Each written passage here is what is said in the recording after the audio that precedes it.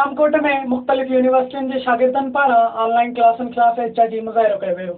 मुख़्तलिफ़ यूनिवर्सिटियुनि जे शागिर्दनि कबीर भी, परपत हमेराणी ऐं ॿियनि प्रेस क्लब खे एहतिजाज कंदे चयो त हुननि वटि नेटवर्क जो मसइलो आहे, जंहिं सबबु हू क्लास नथा वठी सघनि। DHA को कराची को इस्लामाबाद ऐं हैदराबाद में नथा रहनि जो हिते 4G ऐं 5G जेका रेंज हुजे।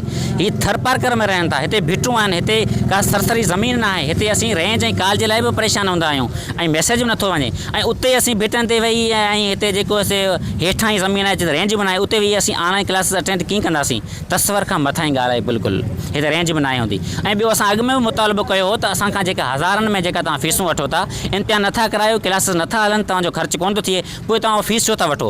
ग़रीब जेके मुस्तहिक़ शागिर्द आहिनि उनजी फीस माफ़ करियो, पर उहो असांजो मुतालबो कोन मञियो। तइलीम खाते सिंध यूनिवर्सिटी ऐं मुख़्तलिफ़ ॿियनि यूनिवर्सिटियुनि जे चीज़ खां इहो ई मुतालबो आहे त असांखे पहिरीं त मेन फैसिलिटीज़ ॾिनियूं वञनि। असां वटि हिते नेट आहे, लाइट आहे, या का बि फैसिलिटीज़ न आहे। ॿारहाड़ी जे ॻोठनि जा माण्हू तमामु भिटनि ते चढ़ी वञी उहो क्लास अटेंड था कनि, उनखां पोइ उहो न वॉइस थो अचे। ऐं जेकॾहिं उस्तादनि वटि प्रॉब्लम आहे, उहो न उन्हनि खां अवेयर आहिनि, जेको कंप्यूटर सिस्टम आहे उन्हनि खां बि अवेयर न आहिनि।